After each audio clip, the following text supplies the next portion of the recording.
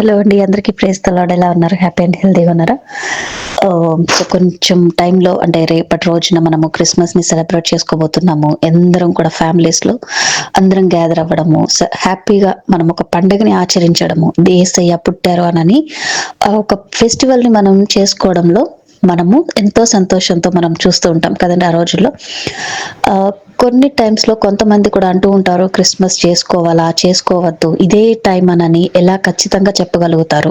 యేసయ్య పుట్టడం ఎవరైనా చూసారా? అనని చాలా రకాల క్వెషన్స్ మనకు ఎదురు పడుతూనే ఉంటాయి. ఎప్పుడు అనంటే మనం క్రిస్మస్‌ని సెలబ్రేట్ చేసుకుంటున్నప్పుడు, చేసుకొని వాళ్ళు ఎవరైనా ఉంటే గనక ఉన్నప్పుడు వాళ్ళ నుంచి మనకి కొన్ని క్వెషన్స్ ఎదురవుతూనే ఉంటాయి కదండీ! సో, ఆ విషయాలలో మనము అంత క్షుణ్ణంగా చూసుకోగలిగితే ఒకటే మాటగా చెప్పాలి అననంటే సువార్తను భూలోకంలో యేసయ్య ఉన్నంత సేపు ఆయన 3.5 సంవత్సరాలు ప్రకటించడం మనకు తెలిసిన విషయము. చూసాం కదండీ!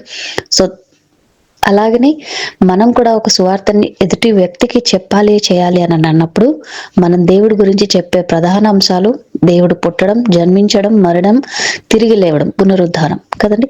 సో, ఈ 3 విషయాల గురించి మనం ప్రకటిస్తున్నాము కాబట్టి, ఆ 3 విషయాలు ఖచ్చితంగా జరిగినవి కాబట్టి, ఒక డేని మనం క్రిస్మస్ లాగా సెలబ్రేట్ చేసుకుంటున్నాము. ఓకేనా? సో, మనం క్రిస్మస్‌ని సెలబ్రేట్ చేసుకుంటున్నాము. ఆ డే మనం సంతోషంగా గడుపుతున్నాము. మన చుట్టుపక్కన వాళ్ళు క్రిస్మస్ యొక్క వాతావరణాన్ని, ఆ క్రిస్మస్ యొక్క ఆనందాన్ని అంటే యేసయ్య పుట్టారంట ఈరోజు. యేసయ్య జన్మించడం వీళ్ళకి ఎంత సంతోషంగా ఉన్నది. ఈ కుటుంబము యేసయ్య పుట్టిన రోజుని ఎంతో సంతోషంగా, ఎంతో ఆర్భాటంగా, ఎంతో లైటింగ్స్ తోటి వీళ్ళు సెలబ్రేట్ చేసుకుంటున్నారు అననే విషయాన్ని వాళ్ళు చూస్తున్నారు అనంటే, చూసిన వారికి చూసినప్పుడే మన ద్వారా ఒక సువార్తని వెదజల్లేసాము అని అర్థం చేసుకోగలగాలి. ఎందుకంటే దేవుడు పుట్టడం అని ఒక ప్రధాన అంశాన్ని, మొదటి సువార్తను మనము ప్రకటిస్తున్నాము. క్రియారూపకంగా కూడా మనము ఎదుటి వాళ్ళకి చూపిస్తున్నాము కదా! సో, కాబట్టి ఎటువంటి అపోహలు పెట్టుకోకుండా మనం ఆరాధించే దేవుడండి. ఇప్పుడు ఒక ఫ్యామిలీలో ఒక మదర్ ఉన్నారు అనంటే మమ్మీ కుకింగ్‌లో ది బెస్ట్ ఉంటారు. అది ఎన్ని ఐటెమ్ ఇచ్చినా కూడా అమ్మ చేతి వంట ది బెస్ట్‌గా ఉంటుంది. సో, అలాంటి మమ్మీని ఒక 10 ఇయర్స్ పాప ఆ మమ్మీకి ఒక చిన్న చపాతీ అసల టేస్ట్ ఉండదు. తన స్వయంగా గనక ఒక చపాతీని వంకర్లతోటి ఒక సాల్ట్ లేకుండా పిచ్చిగా అది వేరే వాళ్ళు తినలేరు. సో, అలాంటి ఒక చపాతీని ప్రిపేర్ చేసి వాళ్ళ మమ్మీకి ఎంతో ఇష్టంగా, ప్రేమగా ఇచ్చినప్పుడు ఆ మమ్మీ ఏం చేస్తుందండి, ఆ 10 ఇయర్స్ పాప యొక్క మదర్ ఏం చేస్తుంది? వెంటనే కొడుతుందా? లేకపోతే ఆ చపాతీని తన మొహం మీద విసిరి పారేస్తుందా? లేకపోతే నేను ఇంత బెస్ట్ కుక్‌ని, నాకు ఇలాంటి వాడివి, ఇలాంటి పాపవి, ఇలా రాని విధంగా నువ్వు నాకున్నావా అనని నిరుత్సాహం, నిస్పృహ, కోపంని చూపిస్తుందా? ఒకసారి ఊహించుకుందామా? సో, అలాగా ఈ లోకంలో ఉన్న మమ్మీ నుంచే మనం అలాంటి ఒక వ్యతిరేకాన్ని, తిరస్కారాన్ని మనము ఎదురు చూడం. అంటే రుచి చూడం కదండీ! సో, మమ్మీకి ఎలా ఇచ్చినా కూడా తన కూతురు చేతులతో చేసింది అనని ఎంతో ఇష్టంగా, ప్రేమతో అంత ది బెస్ట్ కుక్ అయిన మమ్మీకి కూడా నచ్చకపోయినా కూడా ఇష్టంగా మమ్మీ తింటుంది కదండీ! సో, అదే విధంగా యేసయ్య మన పరమ తండ్రి. కాబట్టి ఆయనకి మనము చేసే ప్రతి పని కూడా ఆయన చూస్తారు, ఆయన వింటారు, ఆయన గ్రహిస్తారు, ఆయన మనల్ని ఇష్టపడతారు, ఇంకా ప్రేమిస్తారు. ఓకేనా? ఒకవేళ మన ద్వారా ఏదైనా తప్పులు జరిగినా కూడా మనల్ని సరిచేసే వ్యక్తి యేసయ్య మాత్రమే. సరేనండి? సో, ఎవరు కూడా రాంగ్‌గా తీసుకోవాల్సిన అవసరం లేదు. టెన్షన్ పడాల్సిన అవసరం లేదు. అనేక మాటలను మనం విన్నప్పుడు వాటిని మనము పట్టించుకోవాల్సిన అవసరం కూడా లేదండి. మనం చేసేది దేవుడికి అంగీకారంగా ఉందా? లేదా? దేవుడికి ఇష్టంగా ఉందా? దేవుడికి అయస్కరంగా ఉంటుందా? నా ప్రవర్తన, నా పని, నా సెలబ్రేషన్ అని ఆలోచించుకొని మనము ఉంటే సరిపోతుంది. మన పని ఏదైనా కూడా మెచ్చుకోవాల్సింది యేసయ్య కదా! యేసయ్య మాత్రమే కదండీ!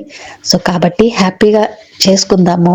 ఆ డేని మనము ఎలా ఎంజాయ్ చేయాలి అనంటే, మన హ్యాపీనెస్‌ని చూసి యేసయ్య మన గృహాలలో, మన హృదయంలో వచ్చి ఆయన సన్నిధిని మనతో పాటు ఉంచగలగాలి. అంటే మన సంతోషంలో యేసయ్యని ఇన్వైట్ చేయాలి. యేసయ్య వచ్చి మన హృదయాలలో, మన గృహాలలో ఉండేలాగున మన యొక్క సెలబ్రేషన్‌ని మనం చేసుకోవాలి. సరేనండి? సో, ఈరోజు ఒక వాక్యం చదువుకుందాం. ఈరోజు మనం మార్కు సువార్త 14వ అధ్యాయము 46 నుంచి చదువుకుందాము. వారు ఆయన మీద పడి ఆయనను పట్టుకొనిరి.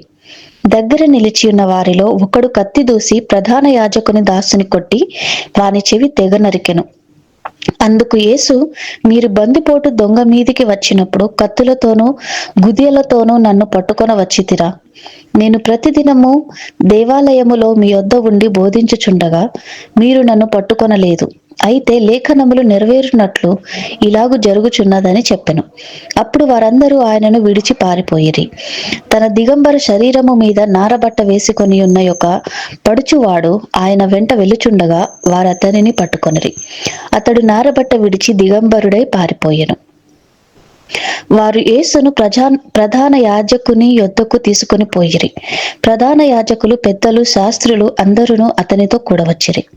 పేతురు ప్రధాన యాజకుని ఇంటి ముంగిటి వరకు దూరము నుండి ఆయన వెంట పోయి బంట్రోతులతో కూడా కూర్చుండి మంట యొద్ద చలి కాచుకొనుచుండెను. ప్రధాన యాజకులను, మహాసభ వారందరూ యేసును చంపింపవలెనని ఆయన మీద సాక్ష్యము వెదికిరి గాని ఏమీయూ వారికి దొరకలేదు. దేవుడి వాక్యం ఇంతటితో దీవించిన గాక. ఆమెన్. ఒక చిన్న ప్రేయర్ చేసుకుందాం, ఏకీభవించండి. మహాపరిశుద్ధుడైన దేవా యేసయ్య, నీకే వందనాలు, స్తోత్రాలు తండ్రి. ఇంతవరకు నీవు మాతో ఉండి ప్రతి విషయంలో కూడా మాకు సహాయం చేసినందుకు, మాకు తోడుగా నిలబడినందుకు నీకు వందనాలయ్యా.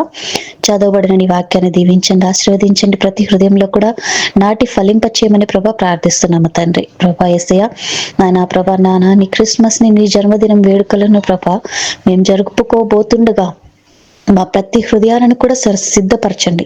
సిద్ధపాటు కలిగి ప్రభా యేసయ్య, బుద్ధి కలిగి నా ప్రభా నైనా నీ యొక్క జన్మదినాన్ని ప్రభా, నీ బర్త్డేని మేము సెలబ్రేట్ చేసుకోవడానికి, పరిశుద్ధంగా ఆచరించడానికి నీవు మాకు కృప చూపించి మాకు మనోజ్ఞానాన్ని దయచేయమని ప్రభా ప్రార్థిస్తున్నాము తండ్రి. ఎవరి గృహాలలో కూడా నైనా ప్రభా దుష్టుడు ఏ విధంగా కూడా కార్యం చేయకుండా యేసయ్య, దుష్టుడి యొక్క కార్యాలన్నిటినీ పటాపంచలు చేయమని ప్రార్థిస్తున్నాం తండ్రి.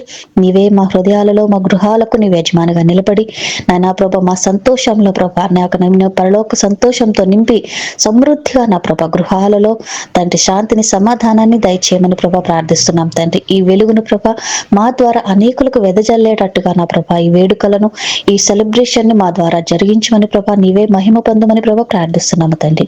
అలాగే ప్రభా ఎవరికైతే నా ప్రభా ఫైనాన్షియల్ గా ట్రబుల్స్ లో, అప్పుల బాధల్లో కూరుకుపోయి ఉన్నారో ప్రభా వారికి నీ యొక్క హస్తాన్ని ఉంచి నా ప్రభా నీవే వారికి ఆ ఊబి నుంచి బయటకు లాగమని సహాయాన్ని దయచేయమని ప్రార్థిస్తూ వేడుకుంటున్నాం తండ్రి. నా ప్రభా ఆయన ఈ సందర్భంలో నా ప్రభా, ఈ సెలబ్రేషన్ లో ప్రభా అప్పు సమస్యలతో కాకుండా అప్పు తీర్చుకున్న వారిగా ప్రభా యేసయ్య సంతోషంతో నా ప్రభా హృదయంలోంచి నా ప్రభా సంతోషంగా గానాలు స్తుతించి ఆరాధించే విధంగా వారిని నా ప్రభా సంతోషంతో నింపమని ప్రార్థిస్తున్నాం తండ్రి. అనారోగ్యంగా ఉన్న వారిని నా ప్రభా నీవు ముట్టండి, స్వస్థపరచండి. నీవు ముడితేనే ప్రభా, నీ మాట ద్వారానే కాకుండా ప్రభా స్వస్థత ఎక్కడ నుంచి కూడా దొరకదు ప్రభా. అది మేము నమ్ముతూ విశ్వసిస్తున్నాము తండ్రి. నేను ప్రభా స్వస్థతను దయచేయమని ప్రభా బలవంతులుగా నిలబెట్టమని ప్రభా ప్రార్థిస్తున్నాము తండ్రి. ఎవరి గృహాలలో అయితే చీకటి శక్తులు రాజమేలుతూ నా ప్రభా గొడవలతో ఉన్న కుటుంబాలన్నిటినీ నేను దర్శించండి, సమాధానంతో నింపమని ప్రార్థిస్తున్నాం తండ్రి. ఇంట్లో ప్రేమను దయచేయండి ప్రభా. మనిషి మాట్లాడుకునేటట్టుగా ప్రేమతో నేను ఒక మంచి నేచర్ ని నేను గృహాలలో దయచేయమని ప్రార్థిస్తూ ఇంతవరకు నేను చేసిన ప్రతి పనికి నైనా ప్రభా నీకే వందనాలు, స్తోత్రాలు చెల్లించుకుంటూ ఈ చిన్ని ప్రార్థన యేసు నామంలో ప్రార్థించి వేడుకొంచున్నాము తండ్రి. ఆమెన్. ప్రైజ్ ది లార్డ్ అండి. అందరికీ have a great day. God bless.